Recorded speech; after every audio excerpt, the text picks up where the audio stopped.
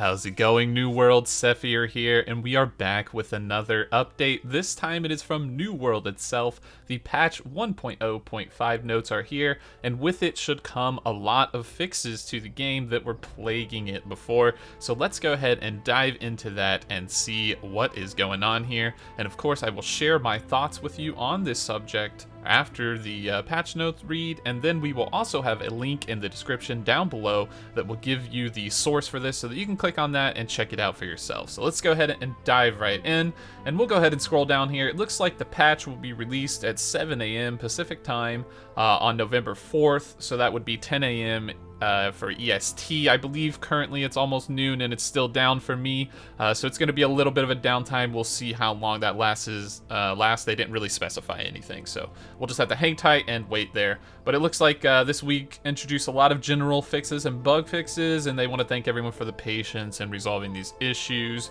So let's go ahead and dive right into the general section. The first topic is going to be coin sellers. Yeah, this is... It's been getting bad in chat for sure, so hopefully they have some good solutions to this. Looks like they start off with, we know many of you have seen pesky chat messages from players spamming messages. We're continuing to investigate a solution to this issue, and we discovered that many coin sellers were creating new characters and transferring money to other accounts. To combat this, they've taken a few steps. It looks like they have banned and suspended and many of the reported counts. Thank you for the reports of the players spamming the chat. They added some restrictions to player-to-player trading and currency transfer for characters under level 10 or those whose account is less than 72 hours old. Logging in after your account is 72 hours old will enable your ability to trade and transfer currency once you hit level 10. So that's a good little measure to make it more annoying for gold sellers to keep making new characters to spam once they get banned, so that's definitely much needed. I would honestly say that cap could be even higher, and the higher it is, the better it is, because really when it comes to like global, like asking something in global, you probably just, I don't know, maybe level 20, 30, something like that, because there's not going to be too many times in which you're going to want to do that. You can use the recruit section in some other places, but maybe that's a bit too much. I don't know. Like, that's the hard part, is like going too far out of your way to stop gold sellers and making it inconvenient for normal players, and that's not the direction you want to go. So they'll continue to monitor it, I'm sure, and get some great ideas there. Looks like they redistributed coin value from some of the early quests into the later main story quests, and keeping the total amounts of coin earned the same, just delivered the quests slightly later. Yeah, that was true. You used to get a huge bulk of coin at the start. Many people used that to get their claims on their first towns when the servers first came live. But now that that is gone, it does make sense to distribute that into the later game, because that's how a lot of gold farmers were getting their coin, that and fishing and other shenanigans. So they have trading post usage will be restricted until the new characters accept the introduction to trading post quest in the first settlement. So it's just another step to make it a little bit more annoying for them to keep repeatedly making spam characters. And they're going to continue to monitor the impact that bots have on the health of the game and continue to adjust as necessary. So it's good that they are aware and keeping an eye on that, and I definitely like these changes. Good step in a right direction. Next, we have exploits. They fixed a bug where players were able to duplicate items via store sheds and crafting stations. I am glad that that is now gone. However, what happened to the duped items and crafted, processes? Are they gone from the game? We need more information on that, Amazon. We need to know who was banned for what, and we need to know that duped items aren't just out there in the market. Because myself, I don't want to buy anything on the market right now. I don't want to sell anything because I'm afraid I'm going to get duped gold or duped items, and I don't want to reward people that were cheating and got like a slap on the wrist, like a 24-hour ban, and then got it appealed or something. Like, these people need to be permanently banned that were doing this stuff. So we need to make sure appropriate action is taken for like these little things here. So next, they fixed an issue of gold duplicating on territory projects, which was introduced by disabling trading, and made it sure it will not appear in the future. So it was just like a bug that appeared from their stopgap measure of disabling trading temporarily, which is kind of funny, but, still awful. So then we'll go into combat here. It looks like the life staff has had Orb of Protection changed, so they removed the small area of effects that were triggering on pass-throughs from every hit of the orb, like the base version of Orb. So when you threw the orb, it was kind of like doing its ability on everything it went through. The AoE no longer triggers on pass-throughs from the Aegis upgrade. It will only trigger on the impact against an enemy and object now, and I believe that was its original intended use, and that's why, life staff was a little nutty, but it's still nutty for a lot of other reasons, and those still need to be adjusted and fixed, and hopefully we can get some fixes on that soon. But we'll see what they have in store and in mind, because as it stands right now, I'm sure life staff users are pretty much unkillable. Especially if you're one person, it's next to impossible. We need some sort of counterplay, some mortal strike, something, anything. Give us something to be able to stop them from standing in a healing circle and being at 100% HP the whole time. That's nutty. Anyways, on to the next one. Reduced the attribute Respec coin cost by 60%. This is amazing. This is a great change. This now allows you to switch to different weapons or to switch from a war build to a regular build with less penalty. And I think this is a fantastic change. Great job, developers. Now this cost is only 40% of what it was. It used to be 500, so now it's going to be somewhere in the ballpark of like 300, 200, or 200, something like that. 200 coins. That is nothing. That is perfect. Reduce the weapon mastery respec Azoth cost by 75%. Another fantastic change. Now we can respec weapons instead of for 200 Azoth, probably 50, and that's a lot easier on your Azoth wallet, so that you can change the talents around for the situation that you need without feeling like you're losing paying an arm and a leg. So this is a fantastic change. Really good. Reduce the coin cost of chisels by 20 to 50%. Yeah, they did cost a bit of money to enter the dungeons, and I think this is a preparation for the changes that another developer mentioned in side notes on a forum post. They said sometime in November they're going to be lowering the cost to create some of these dungeon keys, so I think this is a preparation for that, because the chisels are pretty much necessary, are necessary to create the dungeon keys. So as to encourage competition in Outpost Rush, we've slightly reduced the coin and Azoth rewards for the losing team. Why just increase the rewards for the winning team? Why punish the losers even more? That makes no sense. Anyways, just increase the rewards for the winning team. Make it okay. Anyways, we won't go into that. But it's something, right? Like, right idea, just wrong execution. Perhaps. Everybody wants to get coin and Azoth, especially for a game that can take up to 15 minutes, maybe a little more. So, I don't know, what's the point of that? Anyways, we've surfaced the war conflict progress bars on the roadmap and faction board when there is an upcoming invasion, as you could still gain war conflict for your faction. Yeah, that's great.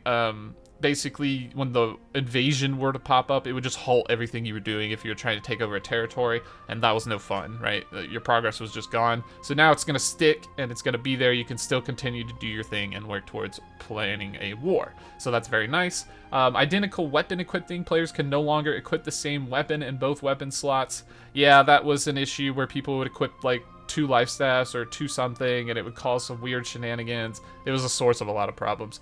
So now that's gone. You have to have a unique weapon in each slot. Group scaling passives. Oh, I hope this is what I think it is. Fix an issue that could cause passive effects that scaled on the number of nearby foes, such as bloodlust. That does not...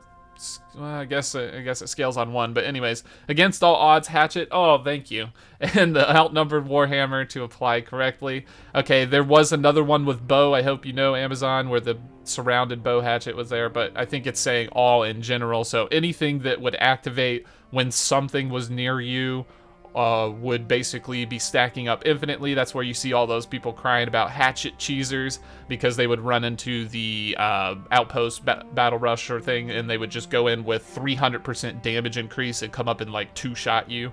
And then the same was with the warhammer, but people didn't know you would get damage reduction permanently, so you could have like 300% damage reduction and pretty much be unkillable or something like that. So there was a bunch of crazy stuff going on there, but now that these are gone, wars can maybe start to be competitive again. Outpost Rush can start to be competitive again. There's still a few issues in wars that need to be dealt with, but now you can see some real legitimate results in war wins, as before it's just how many hatchet cheesers do you have, right?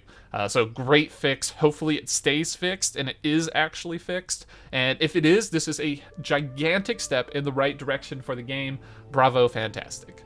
Next one is spell strike consistency. Fixed issues with that cause several magic spells such as Ice Storm and Gravwell to not hit consistently. Good, this was an issue. Ice Storm was always messed up. It would sometimes hit once, disappear. It would sometimes tick and not tick on certain things. Sometimes it would tick too many times. So I'm glad to see that that is very consistent with it. Gravwell is in the same boat, so it's any sort of like AOE damage spell. Next is the Resilient Item perk. Oh, this is brilliant. Okay, fixed an issue that caused the perk to reduce all damage instead of just damage from critical hits. Yep, there was a small indicator that said reduce all damage instead of critical hits, and it was just ticked on, and basically resilient, so that's on Void Bent and all PvP armor, instead of reducing critical hits by like the 25-30%, it was just reducing all damage, so you're just ridiculously tanky and people could just set on point and ignore everything in the game, right? Now it's only going to apply to critical hits and not all damage, so this is going to drastically change the state of the game. It's going to change the state of wars and Outpost Rush, so we are in another step in the right direction to having this game be balanced and competitive, so this is very, very good. PvP flagging fixed an issue that allowed PvP and PvE players to heal each other. Yeah, that's a little weird. You could have a PvE flagged healer just healing a bunch of PvPers and there's nothing you can do. It's invincible, right? Okay, so let's dive into Outpost Rush now, the next category. It looks like they fixed an issue allowing players to get out of the starting fort before the match starts. Yeah, that was annoying, seeing Sun halfway capped when the game, like the gates open. That was just a little bit shenanigans. It wasn't an exploit or anything. There was just simply no gate on one of the sides and you could just walk out from the top right, so you didn't have to do anything special. It was just a little odd, so just a little bit of an oversight there. We're now preventing multiple players from interacting with the altar in the Outpost Rush, so this will prevent players from getting multiple summoning tokens per 500 Azoth.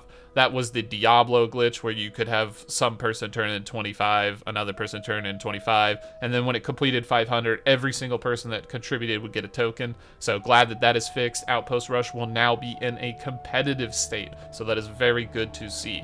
Fixed an issue where sometimes caused the nameplates of summoned allies to appear hostile. Yeah, that was confusing. I would see something that I had summoned turn to the other team, and I was like, wait, did I just get like mind controlled or something? But then it actually wasn't, so it was just a little odd to see. This was the other fix. Oh, perfect here. Updated the tools for the Battle Bread and the Monster Slayer Stew to properly describe the buffs they provide. And they also fixed an issue that was causing the Battle Bread to be twice as effective as intended. I think it was more than twice, actually. Someone tested it. I believe they said it was 40% damage boost and 30% damage reduction somehow. So that was another thing that was preventing Outpost Rush from being competitive, was that Battle Bread, because everybody's just doing insane damage. So now that that is fixed, we are in another step in the right direction. So it's starting to shape up and starting to look very good. I like these changes. Fixed an issue that would cause players to become stuck in a teleported loop if they teleported out of Outpost Rush while using Unstuck. That's very unfortunate. Hopefully that did not happen to anybody, and if it did, I hope that they got it fixed really quickly. Next, we'll go on to general bug fixes. They fixed an issue that prevented some people from joining Outpost Rush because they had a pending invite. Okay. Repair kits should no longer require coin. Okay, good. They are actually useful now. Fixed an issue that caused players to use the wrong consumable when using consumables from the inventory. Yeah, that was also an annoying bug. Glad that's gone. Updated missing English text for on login pop-up explaining housing text compensation. Alright. Fixed an issue allowing magic weapons to animation cancel their primary attacks and weapon swap with targeting spells, causing the rate of fire to be faster than intended. Yep, that was the machine gun, fire staff, and life staff ability thing. You saw a lot of people cheesing it, using it on stream, getting banned. Yeah, it was really bad. Glad that that is gone now. Fixed an issue with the ice gauntlet upgrade pylon dodge to only work immediately after you place the ice pylon. So it was an issue that was causing it not to do what it was intended. Normally you dodge and increases the pylon's rate of fire, and I guess it was only working at the start. So now that that is done, the ice pylon should be much better. Fix an issue that caused a player to lose their house while offline during maintenance. Yep, I know a person in my guild who this had happened to. He emailed or sent in a ticket, and they were just like, yep, sorry, I don't know what to do about that, and just buy another house or something. They could get it back to him later. He's like, man, I can't wait like a whole month just to get a house. So he ended up buying a whole new one. It was crazy. Fixed an issue with an enemy AI that was duplicating and stacking spawns during the quest Shivering Timbers.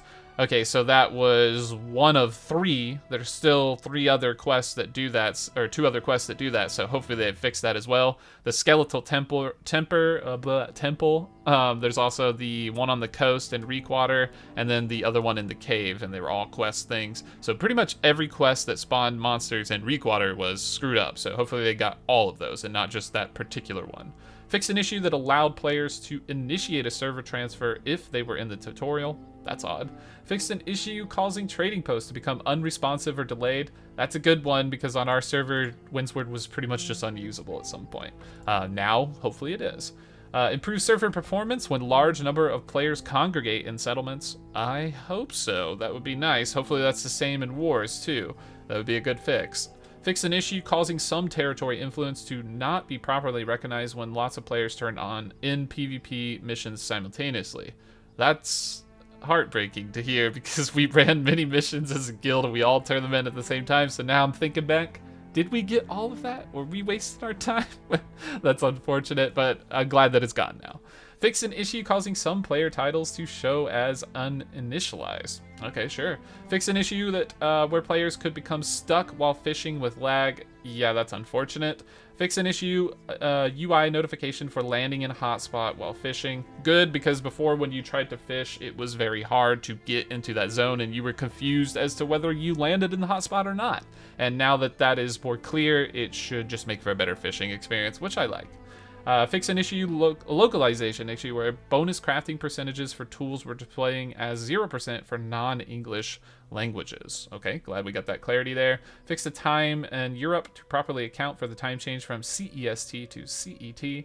And fix an issue preventing gear score to increase past 589 from drop rewards. Huh? What? Okay, so this is a big one. We knew about this for a while. There was a 591 soft cap barrier, and I will make another video today fully talking about this, but that should be gone now. So you should be seeing 600 items much easier, as well as a branch category from 591 to 600. And yeah, like I said, I'll go into full details on another video later today on that, but you will be getting better items here shortly.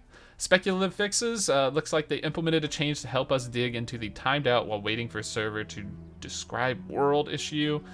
Reduce the number of occurrences issues at this to investigate. Okay, so just some minor fixes and stuff like that, some things that they have going on there.